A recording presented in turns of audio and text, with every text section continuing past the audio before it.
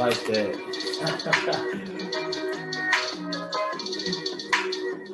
Woo! What's good, everybody? Welcome to the Pull Up Show. I'm your host, Mr. BJ Matthews, aka B Jizzle. Before we get started, follow us on the YouTube page, the Pull Up Basketball Podcast. Like, share, subscribe. All of our YouTube videos, hit that like button as y'all come in here. Hit the share, subscribe, hit that Cash App, $ BJ Matthews, $ BJ Matthews for all this great content. If you guys enjoy the content, make sure y'all continue support by sending to your Cash App, $ BJ Matthews, or you guys can send your love through the super stickers and super comments that are available in the chat box. If you guys would like to send your love through there, you guys can hit that button that says thanks right below the video, right below the screen. You guys can send your love that way as well if you guys do not have Cash App. And like I said, continue to share and subscribe this episode so you can share with your family and friends and continue to push on the Pull Up Basketball Podcast. Let's get it popping. All right, so we are back with another show. I know I've been kind of, slacking a little bit on the Clipper videos, but this is something that is going to, be right up the alley of a lot of people. I, took the, initiative of waiting a few days before reporting this story because I wanted to do some extra research and some extra, searching on some stuff before I, release this. Like I tell you all the time, I might not be the first to do something, but I'm always going to try to be correct as possible and be accurate as possible. So this is pertaining to LA Clipper talk, LA Clipper business. Right now it's 11:17 on Wednesday night. We just did a 5-hour live, so I'm choosing put this video out for y'all and get y'all some real detailed insight of what's really happening with this topic. And I hope that y'all sit back and enjoy this because it's gonna be a lot to unfold on here. But it's gonna be well worth it. I think y'all will like what y'all have to hear.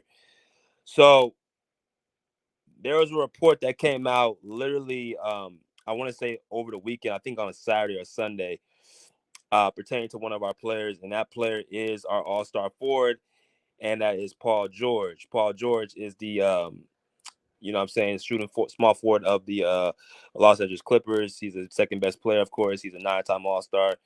Yada yada yada. Y'all know the drill. There was an interesting story that came out on Paul George this past weekend. It was pertaining to his contract negotiations. Now, there's been a lot of speculation about what's going on with the contract of Paul George. What's going on, with the money situation, and is he going to be resigning? Is he, choosing to basically take time away? This, that, and the other. What's his deal? What is he trying to do?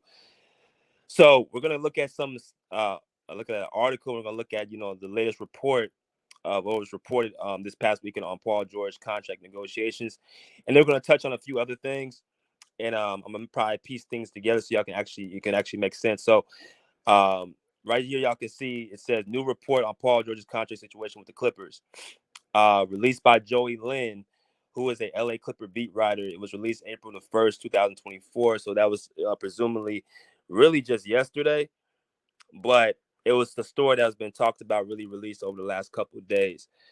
But it was really just kind of hammered in yesterday. But it says the LA Clippers are still expected to re-sign Paul George, according to Joey Lynn, who's a LA Clipper beat writer. Now, let's continue going on, a little bit deeper and see how you got to this discussion. It said in a recent report from ESPN's Brian Windhorst on the Hoops Collective podcast, the NBA insider said it's not been 3 months, give or take, and there's been no agreement on Paul George. And the word in the NBA is that they're apart. All right, so if you guys do not know who Brian Windhorst is, he is an NBA insider. He does have his own podcast called the Hoops Collective Podcast. It looks like he's one of the real insiders that really has a close relationship with LeBron James. So that's kind of how he got his break. But he's been around for quite some time, ever since LeBron really came into the league. So y'all do the math. That's a 20+ year career, just simply off that. And he covers other, topics in the NBA. I've seen Brian Windhorst at the Clipper games, up close. So he is definitely, plugged in those, type of fields and those type of forms. So if we continue, it says it's not like they have a big problem. They're apart. I think the league believes that Paul George wants to remain a Clipper, and there will be a concern in the league about recruiting Paul George, especially if you had to give away players to open up space.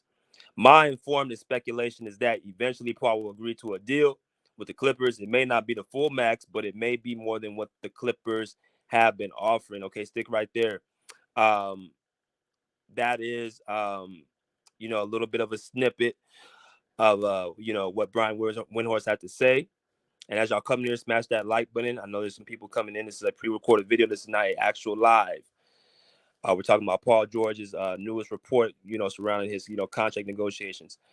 So Brian Windhorst just reported this on his Hoop Collective podcast.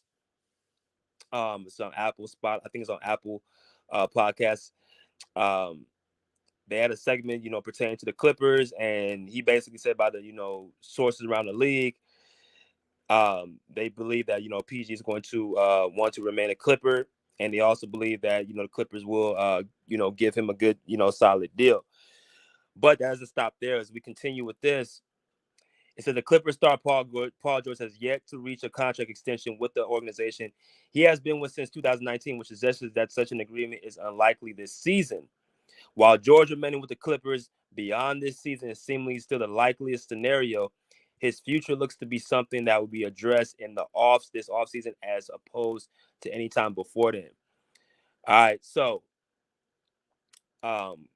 quite a little bit of information pertaining to that. But like I said, this is talking about PG's contract situation. Now, we need to unveil a few things before we go a little bit deeper. Like I said, there's been certain speculation, by certain fans and, whatever it may be, if you're a Clipper fan or not, speaking about PG's, situation with his contract, he's going to, end up, leaving. He's going to end up, not being with the Clippers. I've heard people bring out certain teams that he can possibly go to, this, that, and the other. But according to this, which is Joey Lynn, who's a LA Clipper beat writer, probably the top dog next to Law Murray, he wrote this column and he said that basically the Clippers are still expected to re-sign Paul George. Now, how this subject really came about is that we just saw that, one of our other main guys, which is Kawhi Leonard, signed his deal back in, I believe, January for a 3-year, $150 million deal. After he had a great, month in December, they automatically gave him a 3-year, $150 million deal, which is obviously not the max, but it is a, somewhat of a security deal for him. Kawhi's 32 years old, so he pretty much got probably this contract and maybe a second contract, before the age of, 35 or 36, where he can possibly sign another big deal, before he rises up into the sunset. But Kawhi got his deal back in January, so now they're waiting for Paul George to get his deal. Now, I want to read a little bit of another piece. Now, from the same beat writer Joey Lynn, back in January 11th, he said Paul George reveals what Kawhi Leonard's extension means for his future. Now, this was something that, was written, back a couple months ago. And I wanted to revert back to this because it's going to tie into what we just talked about, what we just read. It says the LA Clippers could lock up their core for the next few seasons. This was being discussed back in January. Now, let's look at a few, things that he said. This is what PG had to say about, Kawhi getting his deal. He said, "You secure and lock in Kawhi. That definitely leaves the door open for myself. Very optimistic that something will get done on my behalf as well," George said. As we continue, it continues to remain likely that George and the Clippers extend their partnership beyond this season. But what the logistics eventually look like is the question that cannot be answered yet. All right. That's basically, what was said back a couple months ago. It's aligning into what is being said today, that, there's the likelihood that PG will resign with the team. Right. That's been the likelihood. Now, people will look at it and say, well, where's the deal? Why hasn't it been done? We're going to get in that into a minute. But what we do know is that what was said in January matches up what is being said in April. Right. The Clippers and PG, basically, that there's going to be a deal done. But let's look at let's look at the pessimistic. Let's look at the devil's being the devil's advocate. There you go. So the story around the campfire is that there's this particular team that's looking at PG, down the road, and I'm gonna put that out right now. Who they're talking. It says right here in another column by, I think this is Sports Illustration. This is by Bleacher Report. I'm sorry, Bleacher Report. It says George could be one of the top players in this year's free agent class, but at his age, he isn't likely to be courted by rebuilding teams. According to multiple sources in and around the NBA, the Sixers have George at the top of their wish list, and are expected to make him a significant offer if he comes a free agent. Now, the Sixers, of course, is the Philadelphia 76ers. Shout out to my man Andre. You know what I'm saying? DFJ Hoops. Go and follow my man Andre DFJ Hoops. He is a Philadelphia 76er podcast content creator, so he does great work over there. Go and follow him. He talks a lot about the Sixers and all Philly sports in general.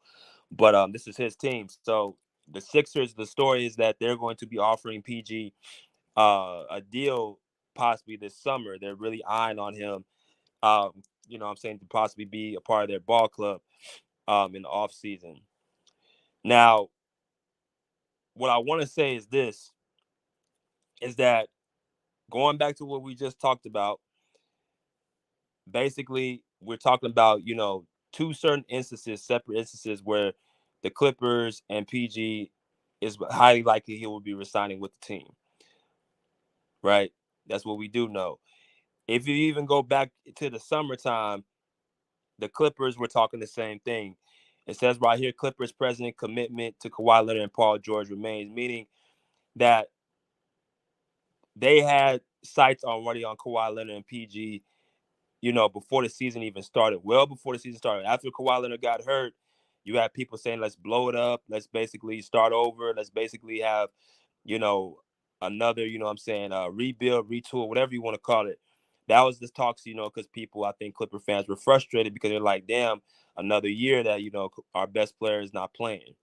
And it just kind of happened out of nowhere. But the Clippers quickly shut that down and said that they're going to go with PG and Kawhi long term. And this was reported by Usmik, who is another, not just Clipper beat writer, but a Laker ESPN staff writer. He works for ESPN and he works for the LA Lakers and the Clippers. So he's at the games just like Joey Lynn, Law Murray, Andrew Greif, Farbod. I can't pronounce his last name, but all these guys are, circulate around the LA Clippers organization. So when I look at different people and stories to kind of read, those are the guys I actually like. Those are the guys I bring onto the show. Those are the guys that have those type of sources because they're around the players and the coaches and the organization every single day, day in and day out. They're not people who are reporting who are just basically freelancers who just want to have a story broken because they want to be called first. They want to be the brighter that breaks the biggest story, because that's what this business is about. It's not really about who's correct. It's about who's first. So, that's kind of the business that we're in. But these guys are credible people because they're around the organization day in and day out. Now, as y'all come here, smash the like button because I want to bring a few things out before, I'm saying, I talk a little bit more deeper. So, basically, quickly recapping, the Clippers are still expected to re-sign Paul George. Now, this is a story I want to bring out because, again,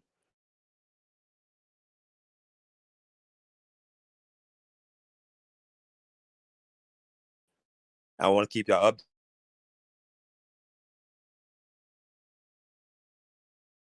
PG, what was going on with the situation, right? I told y'all that when they didn't sign Paul George back in January, I told y'all what was happening. I said to you guys that there was a source that I know that's close to Paul George who's been knowing PG since high school, went to high school with him at Palmdale. Y'all remember PG's from LA. Palmdale is a suburb of LA. It's I don't know how many miles exactly north of it, LA it is, but it's definitely a suburb of LA. right? I kept hearing from outsiders. I kept hearing from people. I'm going to put a name on it, Kobe Jordan, of course. He tried to come on the podcast a couple weeks ago and try to tell me what was simply going on when I was trying to tell him that I'm not reading articles. I'm telling you what I know personally, that this right here, this situation is simply Paul George is holding it up. It's not the organization. The Clippers are not the ones who are not, not wanting PG back. He's the one that's trying to basically hold off until the rest of the season. And according to this article, who's written by an actual real beat writer, and who's actually, connected to the team, he's echoing the same thing. I said there will be a deal that gets done. I said that this was a deal that PG wants more money. I said that they have already been offered a deal, a contract. It's just that Paul George didn't take it. Right? As y'all see right here in the quote, it says, now been 3 months, give or take, and there's been no agreement on Paul George.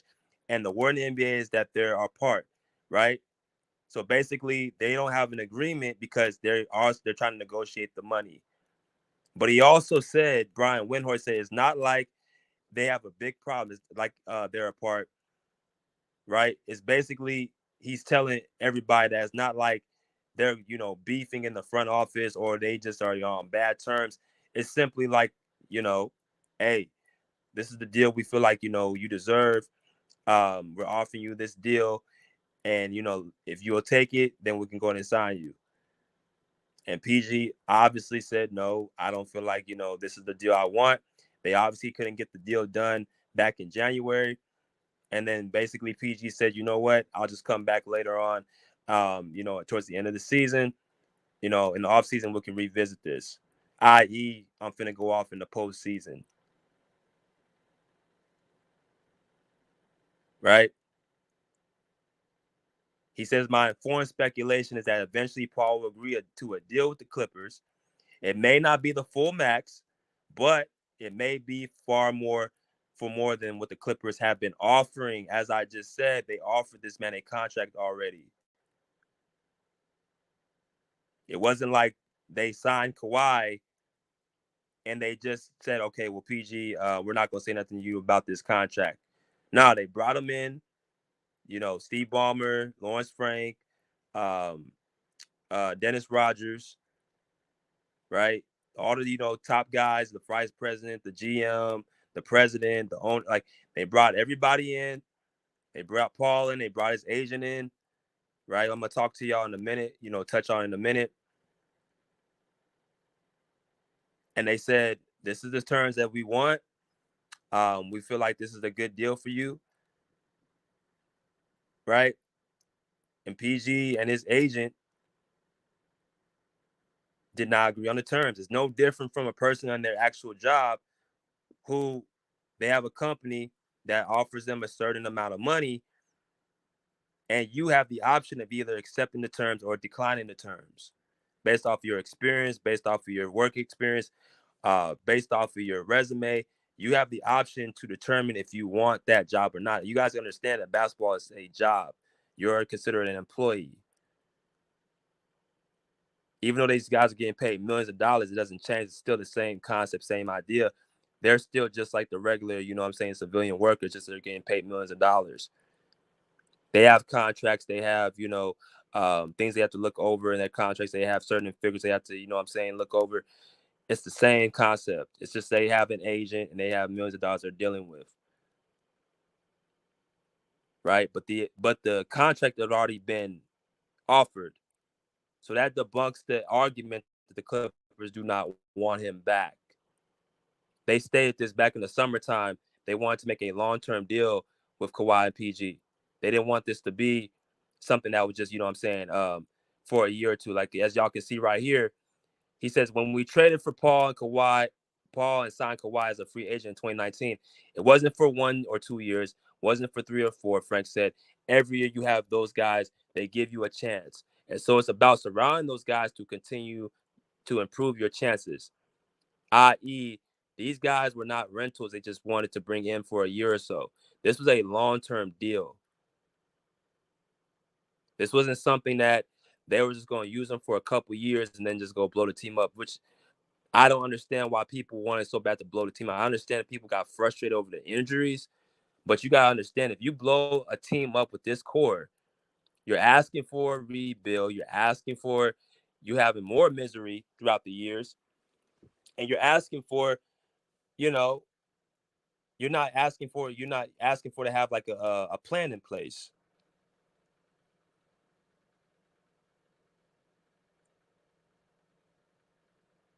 Right? Kawhi's 32 years old, PG is 33. That's not old. That's in your prime. You know what's old? 36, 37, 30. That's getting old. That's getting up in age. But when you're 31 to about 34, you're still considered within your prime. Now, people like to bring up, well, it's been 4 or 5 years, when reality has been really only 2. And when I say that, listen to what I'm telling y'all. Kawhi and PG have only had 2 opportunities in the postseason together to play, 2020 and 2021. And 2021, it was cut short. Right? I keep telling people over and over, you can't judge a player who's not playing on the court. It's unfortunate, but the truth of the matter is that Kawhi Leonard has been out for 3 of the last 5 postseasons, and that has put a monkey wrench in the plans. Right? It's put a monkey wrench in the plans entirely that we don't have our best player for 3 postseasons. One, he gets hurt, he misses the entire year next year. Then last year, or the year after that, which was last year, obviously was a more of a low management year, right? And Kawhi came in the playoffs. He got hurt again in game 2. PG got hurt before the playoffs started. So that's another wash year. So these guys ain't had a real opportunity to really have multiple years to play together in the postseason. And that's why the Clippers haven't broke this tandem up, because they understand that you can't break something up that you ain't really seen yet. Like I've stated before, Kawhi and PG have not lost a series underneath Ty Lue. They have not lost one series. They beat the Dallas Mavericks and they beat the Utah Jazz when they played together. They were both dominant in those performances. Kawhi was dominant in the Dallas series and PG was dominant in the Utah series. They had a chance in 2021. People like to make such a big fuss about the year 2020 in the bubble when that wasn't even the best team that they had. That year, that was their first year. A lot of stuff was going on. You had the COVID year going on. You had those guys did not want to be in the bubble. I've told y'all before. I have a source close to Kawhi Leonard who said he called on the phone after the bubble was over. He calls Kawhi on the phone, I think it was the next day, and said, "You guys really blew it." And Kawhi told him, I quote, "You don't know what it's like to be in the bubble." You had, of course, Paul George, who stated his difficulties in the bubble. You had Lou Williams, who was dealing with a death. You heard Patrick Beverley dealing with a death. Montrezl Harrell's dealing with a death. These guys coming back from COVID protocols. I'm talking about Lou Williams and Montrezl Harrell, right? They couldn't even play. They couldn't practice. There was a lot of stuff that was happening at that time. That was not their best team. They were not ready yet. That was the expectations from the media, that's why I don't really listen to the media all entirely, because they'll make predictions based on their emotions and not really based on their logic.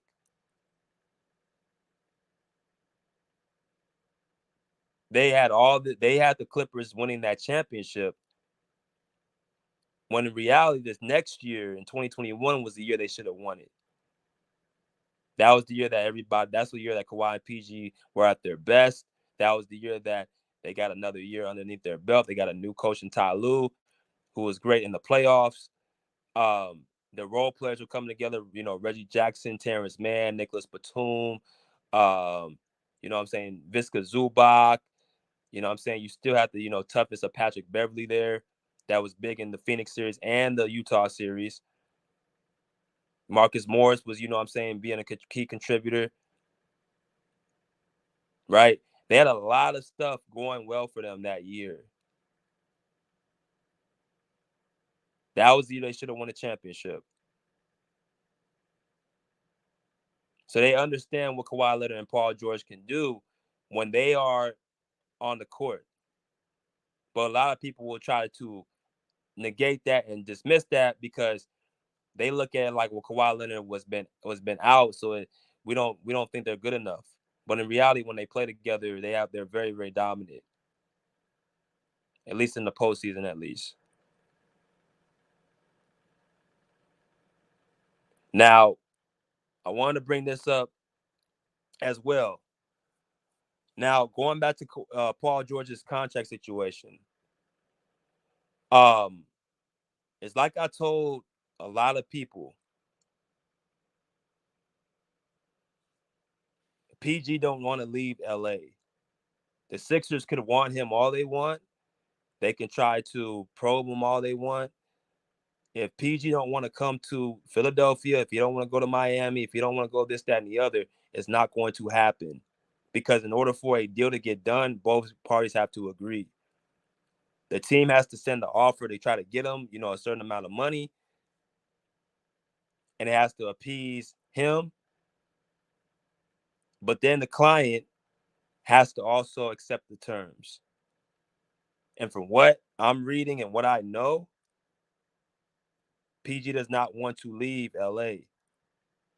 He said it in many quotes. He does not want to leave. It says that he wants to remain a Clipper. He's in LA. Not only is he in LA, he's with his family. So y'all got to remember something. These guys ain't 22, 23 years old where they don't have no other family to really, think about.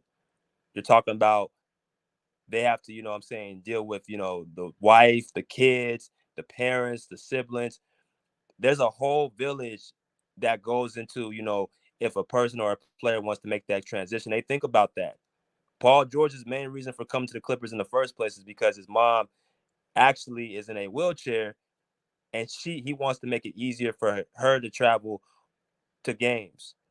So since they're in LA, she can actually come to every home game if she chooses to. That rather her being in Indiana, OKC, where she probably makes somewhere between probably 1 or 2 games over there a year, and then of course the LA games.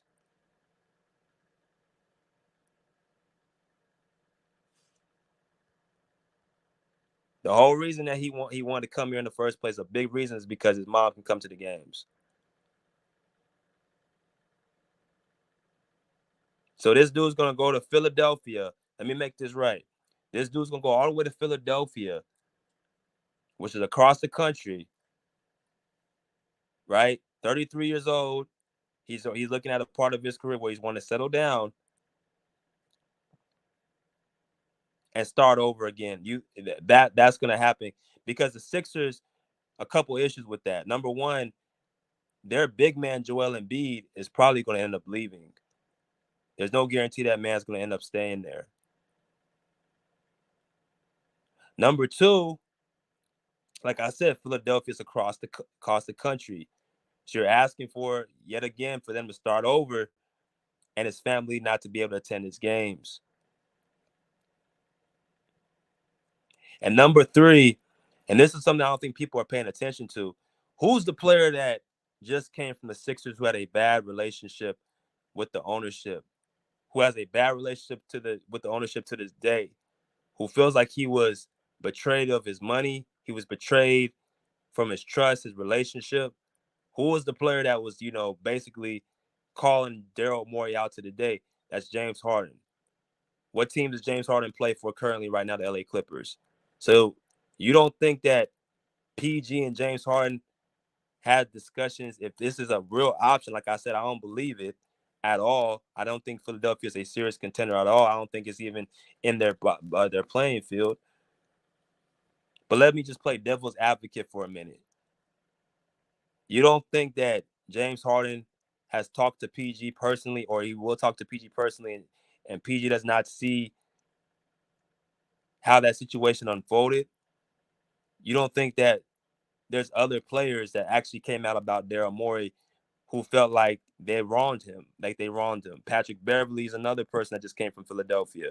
He come telling him he's not going to ever trade him. He ends up trading him at the trade deadline. He did it to Chris Paul. He did it to Carmelo Anthony. He did it to James Harden. So this is multiple players who are saying the same thing about one guy. And it's about their money.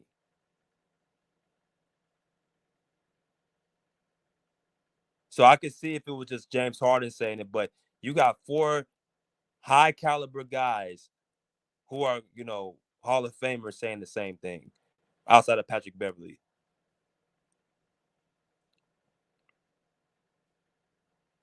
These things players look at, man. If y'all think that these guys don't look at stuff like that and look at, if their money's going to be secure, if they're life's going to, like, you're putting your livelihood in somebody else's hands. That's why I believe James Harden to this day don't really want to deal with Daryl Morey, because from what I was hearing was that James Harden, when it was time to negotiate, Daryl Morey completely ignored his phone calls. That's the story I was hearing. And this is coming from somebody who had a relationship with Daryl Morey dating back to Houston. But you know what? It's really just all this is just business. The owners look at, the players like employees. They look at them as a number. Once they get through using you or get through, using your talents, it's on to the next person. Anybody can be replaced. James Harden had to find that out the hard way, that there's really no loyalty in sports like that unless you are still serviceable.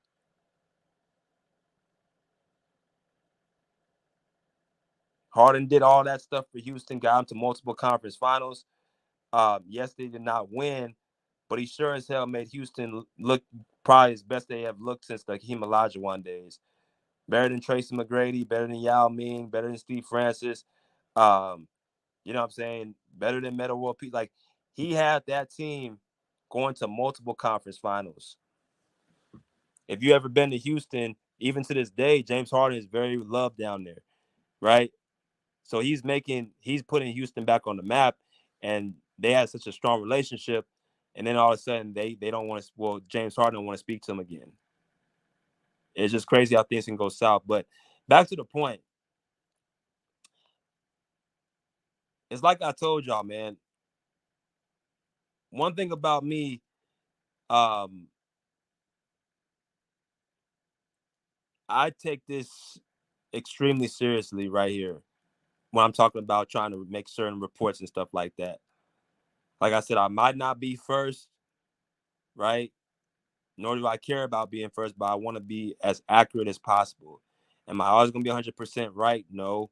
But for the most part, I don't really miss when it comes to stuff like this. I don't really miss when it comes to delivering to certain things. I really don't. So when I was making the point that what was going on with Paul George and his contract and what's going on with the situation, it played out the exact way I just said it. When you're dealing with certain things like this, you have to have a certain level of what's the word? What's that word that you have when liability, reliability, credibility. I'm sorry, credibility. There you go. You gotta have a certain level of credibility, right? And a lot of people, when it comes to this, even on YouTube, don't have that. They'll make stuff up to try to, appease them, and they'll say stuff like, "Well, I have this, I have that," or "I read this story, I read that story." Like Kobe Jordan did, and then a nigga like me will look a little bit deeper or try to really expound it, and then they'll find out they were completely dead ass wrong. You can call me what you want to call me, or any person who, whatever reason, don't care for me or doesn't really like me or whatever, can say what they want about me, right? But they can't call me and say that I don't put nothing on the screen that they can't look up. All the issues I pretty much then had with some of these dudes that be having these axes to grind with me, it's all retaliation.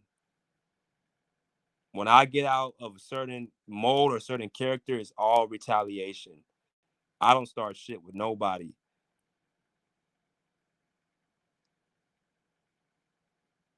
Everything that y'all have seen me do when I get out of character is all retaliation. I'm telling y'all, it's not me going at somebody, for without a reason why.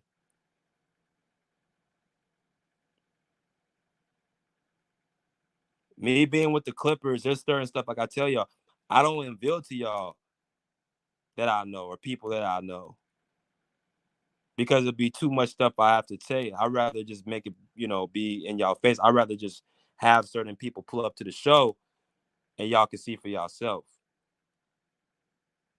But I have certain things and connections that I have. I meet certain people. I know certain people. As y'all can see right here, this is a message from me to Aaron Mintz or to Aaron Mintz's assistant, who's Paul George's agent. I literally met up with him right before the Sixer game, literally 2 weeks ago.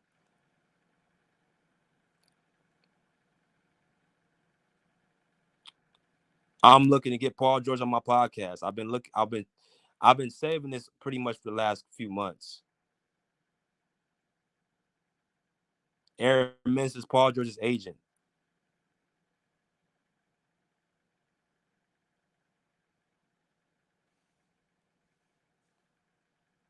His assistant.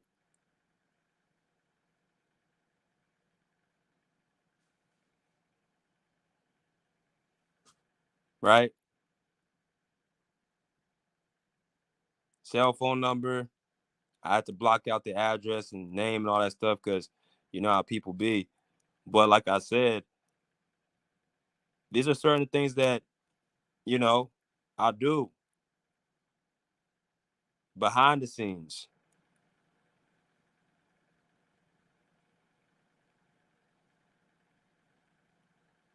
If we're going to call a spade, like I said, when it comes to interviews and not just interviews, just certain quality of things, bro, that matters more to me than trying to release some bullshit, story because somebody wants to create some controversy or create some type of, drama. That's more important to me because I feel like I owe it to y'all to get it right. But like I said, there's many things that many people that I know. So when I say stuff about certain subjects like this and I'm very, very strong about it, just know that it's something that y'all can look up or something that I will show on the screen or a conversation that I may have that I'll put out there. Not reading something by a certain, author or, editor to make myself feel smarter than what I actually am.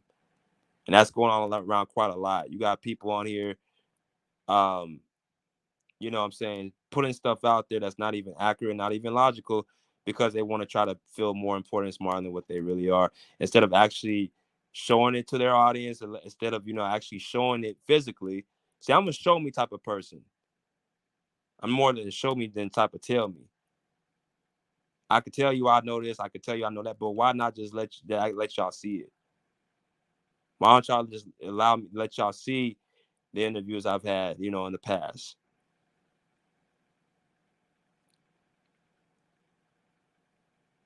Why not just show y'all the articles and certain things that you guys can pull up yourselves on your own at your own time?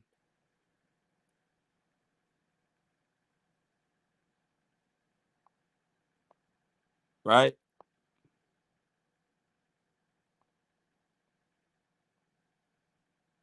There's a lot of people who do not make responsible, accurate reporting.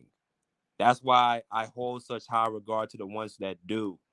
The ones that actually take the time and put real reporting up there, who puts real quality up there, Those are the people I truly respect.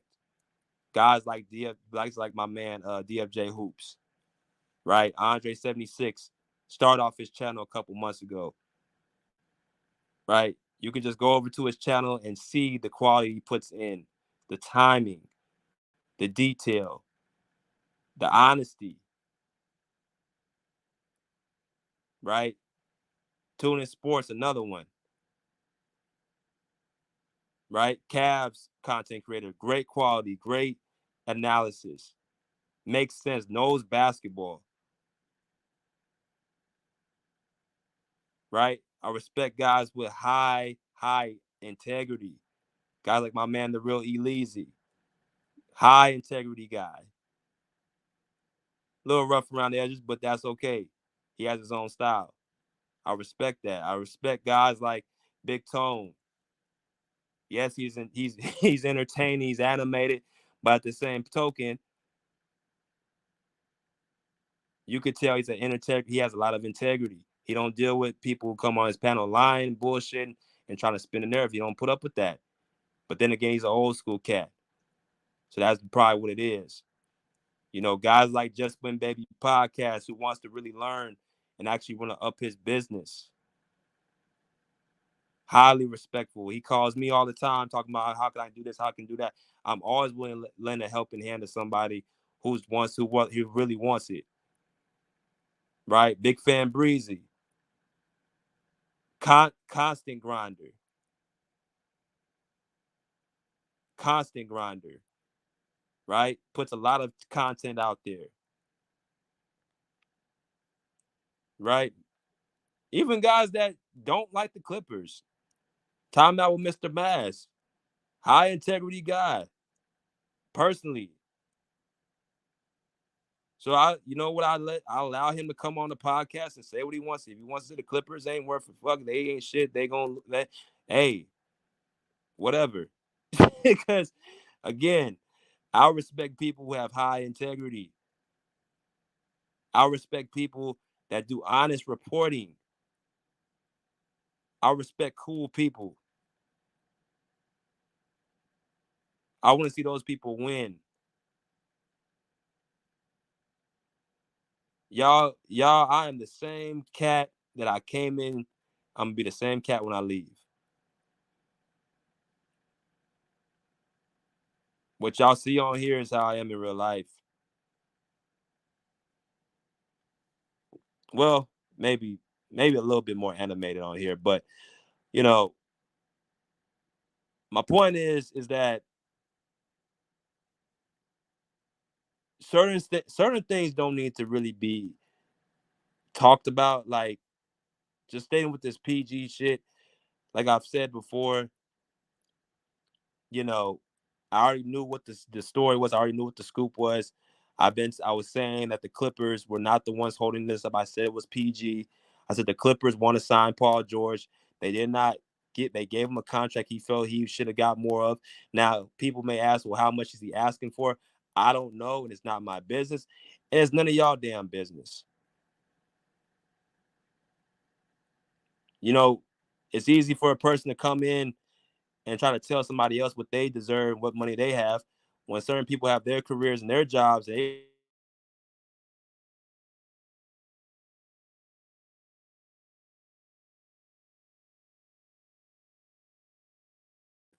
You have a family to feed. You got to feed yourself. You got to have a roof over your head. You got to have clothes and back. So you're gonna try to go for what you feel like all you can get.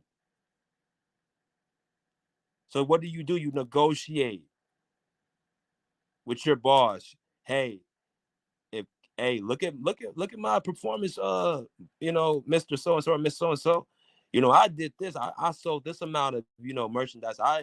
This amount of calls or sales or whatever the case may be, whatever your job market may be. I did all this, so I deserve a raise.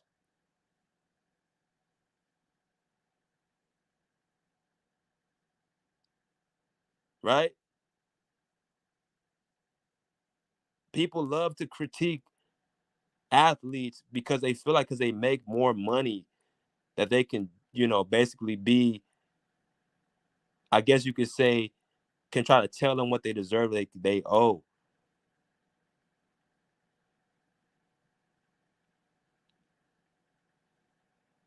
people talking about, oh, well, they need to play this amount of games.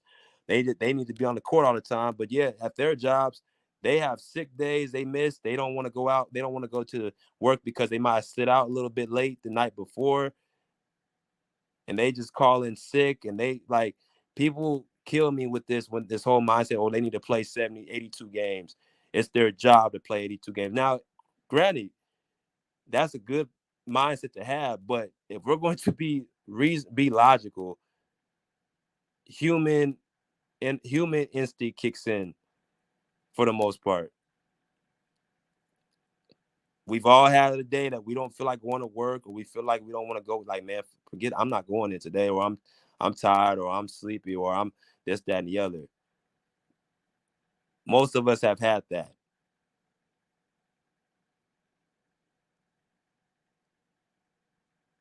I don't know what PG's asking for. And I'm not gonna say I know.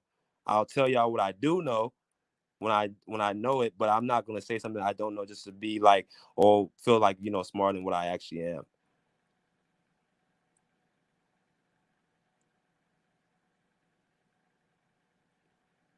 My opinion is that PG's asking for a nice little deal, maybe the max.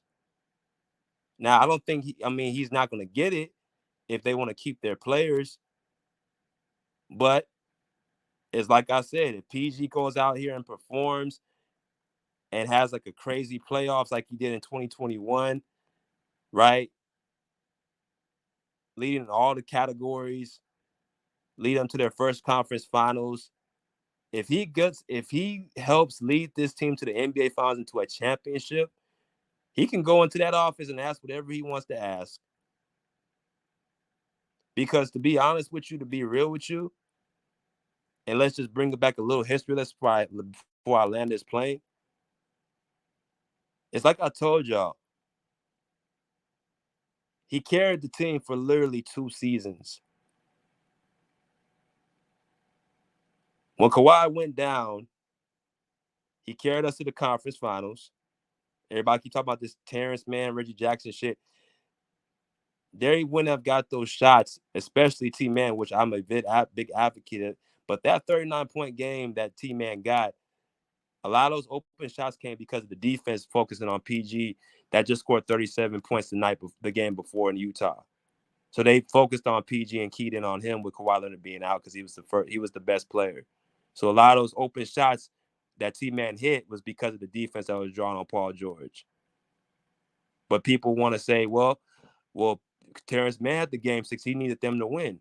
Well, what you expect? You expect him to play 1-on-5? He's supposed to just be out there by himself, just playing up against a team. That would be much better. So he ain't supposed to have no teammates.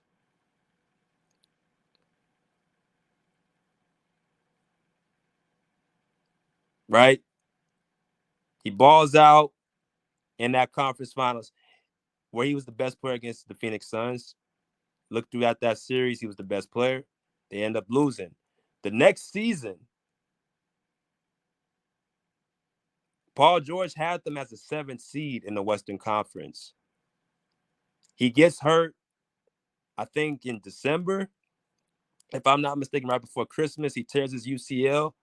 He comes back in March. And he actually balls out. He gets them to the 7th seed. Now, of course, in this day and age, that's considered playing, but 7th seed in the Western Conference, you're already a playoff team. And you had them as the 4th seed before you got hurt. That's why it kills me when people say that Kawhi ain't got no help. Especially now when you got 4 guys who can basically give you 20 to 30 points. He has the 6th Man of the Year Norman Powell candidate. You have good depth. You have everything you need to get it done. But PG was carrying Marcus Morris, Reggie Jackson, Nicholas Batum, Ivica Zubac, Luke Kennard, Robert. Like he was the leader of that team. Kawhi didn't miss the whole year in 22-23. And then, of course, last year, they get to the 5th seed, right? PG goes out before the playoffs, and Kawhi goes out in the second game. So what I'm saying is that in this 3-year weird span, PG's been the guy that's been the most available. He's been the person that's have given us the most success because Kawhi's just not been able to, hold up in the postseason. Now, it looks like it's going to change this year, which also makes me want to say is now that Kawhi Leonard is going to be out today against the Nuggets later on today, people are going to be looking, of course, at Paul George. Again, like I say, he's been pretty much doing this over the last 2 out of 3 seasons.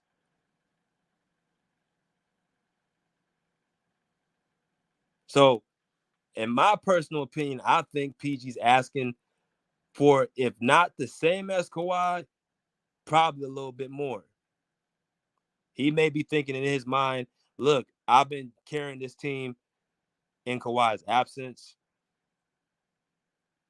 I've been more available. I've been more reliable. I got us to our first conference finals. I led us as the 7th seed in the Western Conference the year after that. Right? I have the record for 3-point shooting in LA Clippers history, not just this team, LA Clippers history. I had a playoff run better than pretty much arguably any LA Clipper in history. This playoff run in 2021 was arguably the best playoff run of any LA Clipper player. This run right here was probably the best run of any LA Clipper playoff. Who had a better run running with the Clippers? Blake Griffin, Chris Paul, Jamal Crawford, Patrick Beverley, Lou Wood. Name the player.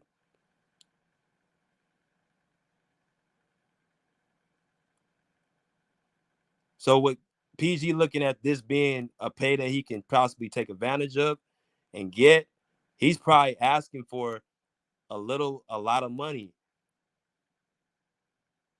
And just by knowing him, I could tell he's a very, very high maintenance dude.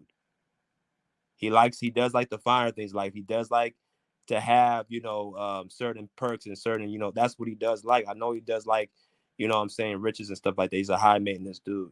So he may thinking about basically, I want a big payday. Right? Kawhi said he wants him back, but he also wants James Harden back. So the fact that they haven't finished this contract makes a lot of sense because, again, it can only be PG the one that's, asking for more money. That's all it can be. But that's what negotiations are. You negotiate until one party budgets. And it looks like PG's basically, he betted on himself. He said, I'm just going to show y'all in the postseason, and then I'm going to ask what I want to ask for. Y'all going to have to give me my money. And one thing about PG I also know is that usually when there's a motive there, he tends to come to full force. Right? After that 2020 bubble where he didn't play his best, he comes back the next year and dominates in the playoffs. So this is something he's willing to do, hold out and not sign this contract, whatever money they're offering him. He's saying, no, I'm gonna go ahead and get a bigger contract. So hold my drink and watch this. That's what I'm pretty sure that's pretty much what's going on. But like I said, we got 7 games left. We got Denver tomorrow or tonight, whatever. It's midnight already.